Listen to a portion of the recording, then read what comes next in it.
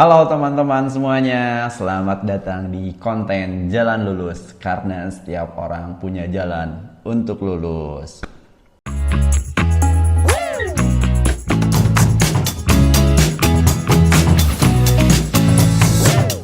Teman-teman, hari ini saya akan bahas soal terkait tes wawasan kebangsaan. Mungkin sebelum saya langsung bahas soal, karena di sini banyak juga penonton yang baru pertama kali akan ikut tes CPNS, khususnya fresh graduate, teman-teman ya. Saya akan jelaskan terlebih dahulu untuk tes CPNS ini terdiri dari tiga ya teman-teman ya.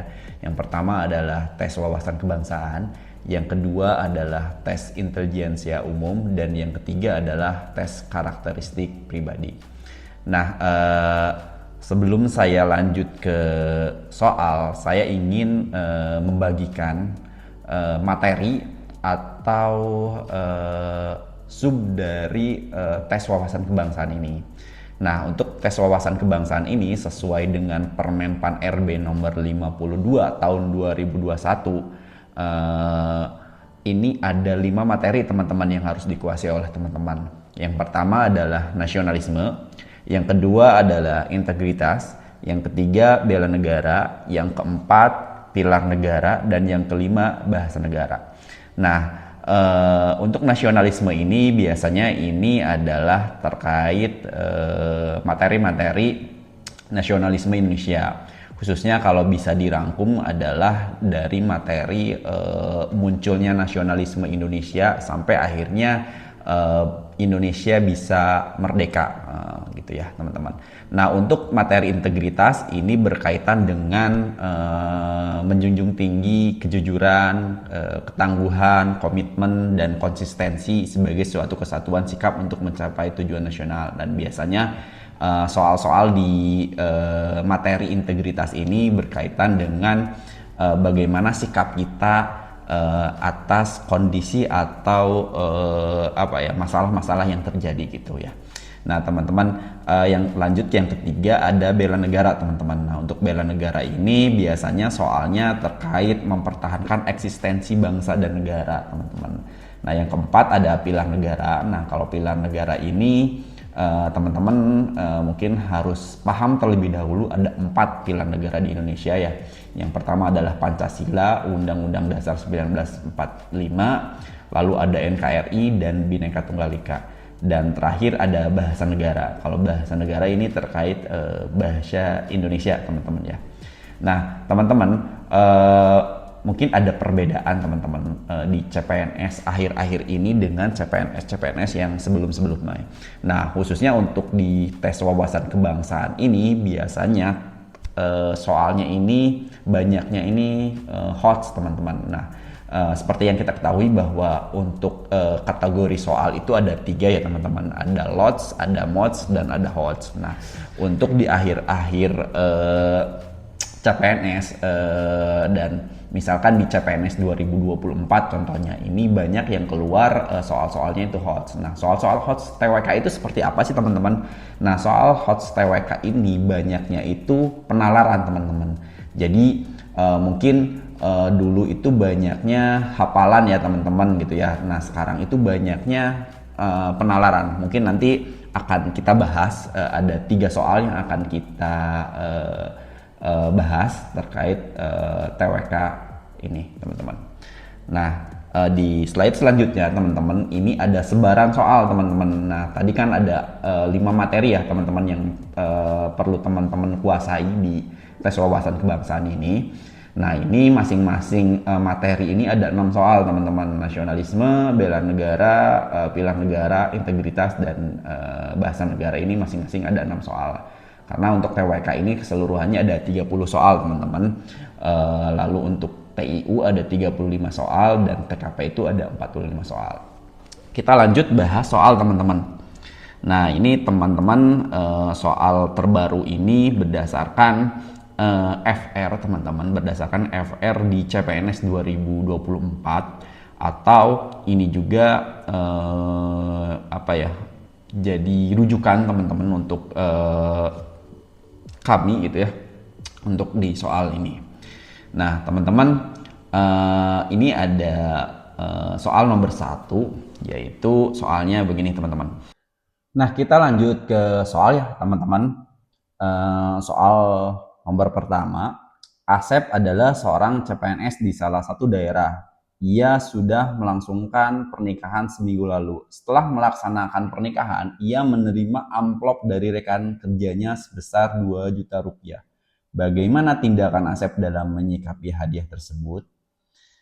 Nah, ini teman-teman soalnya sesuai apa yang tadi saya sampaikan bahwa ini soalnya hot ya teman-teman, dan ini juga penalaran ya teman-teman.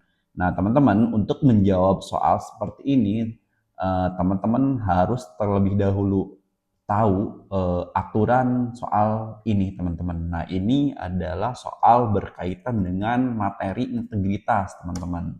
Materi integritas. Dan untuk menjawab soal ini, teman-teman, di dalam integritas itu ada salah satunya adalah terkait gratifikasi, teman-teman. Nah, gratifikasi ini teman-teman harus tahu juga aturannya nih, teman-teman. Nah, aturan gratifikasi ini, teman-teman, ada di dalam peraturan KPK nomor 1 tahun 2026, teman-teman. Nah, kita lihat opsinya dulu, teman-teman. Yang pertama, opsi A. Menerima amplop tersebut lalu mengucapkan rasa terima kasih kepada rekan kerjanya atas pemberian hadiah tersebut. Sepertinya ini kurang tepat ya, teman-teman. Kita lanjut ke opsi B ya, teman-teman. Menerima amplop tersebut dan menggunakan amplop tersebut secara efektif dan efisien. Ini bukan bentuk gratifikasi ya, teman-teman ya.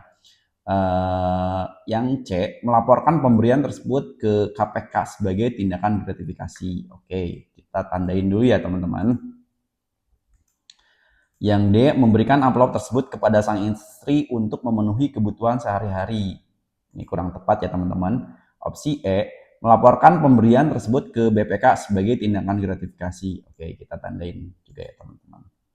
Nah, teman-teman, untuk menjawab soal ini, berdasarkan aturan gratifikasi peraturan KPK nomor 1 tahun 2026 dijelaskan bahwa ketika ASN ataupun yang lain ya menerima di dalam pesta pernikahan, menerima amplop di dalam pesta pernikahan dengan nilai di atas 1.500.000 itu merupakan bentuk gratifikasi teman-teman yang harus dilaporkan ke KPK teman-teman. Jadi dengan poin ini teman-teman sudah bisa menjawab opsi C ya teman-teman yang tepat ya teman-teman.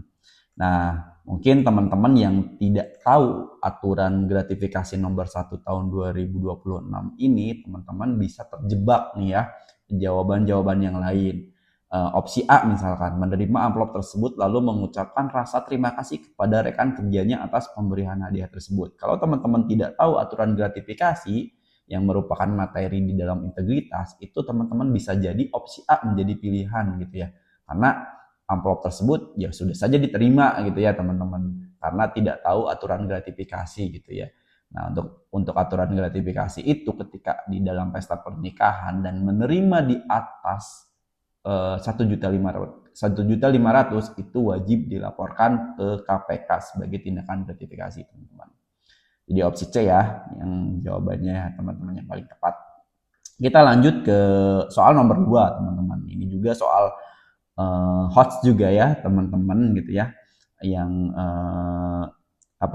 masalah kontemporer nih sepertinya ya teman-teman. Perang Iran AS saat ini diprediksi akan menimbulkan berbagai dampak ekonomi dan politik di seluruh dunia. Indonesia yang merupakan salah satu bagian negara di dunia pun diprediksi akan terkena dampak jika perang ini terus berlangsung. Bagaimana perang Iran AS jika dikaitkan dengan bela negara di Indonesia? Ini soal berkaitan dengan materi bela negara ya teman-teman. Kita lihat dulu opsinya ya teman-teman, karena ini berkaitan dengan bela negara. Opsi A, perang Iran AS tidak ada kaitan dengan bela negara. Ini sudah pasti tidak tepat ya teman-teman. Kita lanjut. Opsi B. Perang Iran AS dapat memicu konflik geopolitik sehingga bela negara perlu dilakukan untuk meningkatkan militer Indonesia.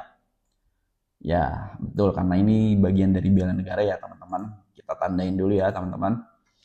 Opsi C, perang Iran AS merupakan ancaman bagi ketahanan ekonomi Indonesia sehingga bela negara perlu dilakukan untuk memperkuat ekonomi nasional. Iya, betul, ini juga kita tandain lagi. Opsi D, perang Iran AS merupakan peluang Indonesia untuk meningkatkan ekspor ke Iran AS sehingga bela negara perlu diperlukan untuk mendukung diplomasi ekonomi. Karena ini ada kaitan dengan bela negara, kita tandain juga ya. Opsi E, perang Iran AS adalah masalah global yang tidak dapat diselesaikan oleh Indonesia sehingga bela negara tidak perlu dilakukan. Ini salah ya, teman-teman, tidak tepat. Nah, kita lihat dulu kata kuncinya di dalam soal nih, teman-teman. Perang Iran AS yang saat ini diprediksi akan menimbulkan berbagai dampak ekonomi politik ya. Ekonomi politik ya. Kata kuncinya ekonomi politik gitu ya. Kita lihat opsi B dulu nih. Perang Iran AS dapat memicu konflik geopolitik sehingga bela negara perlu dilakukan untuk meningkatkan militer Indonesia. Kalau kita lihat sekilas ini jawabannya betul, memang ada konflik geopolitik ya, betul, sehingga perlu peningkatan militer. Tapi kalau kita lihat di dalam masalah kontemporer yang saat ini sedang berlangsung, ini kurang tepat ya teman-teman, karena masalah kontemporer yang saat ini sedang berlangsung itu kan masalah yang berdampak terkait ekonomi politik ya teman-teman ya. Kita tandain itemnya ya teman-teman untuk opsi B. Kita lihat opsi C.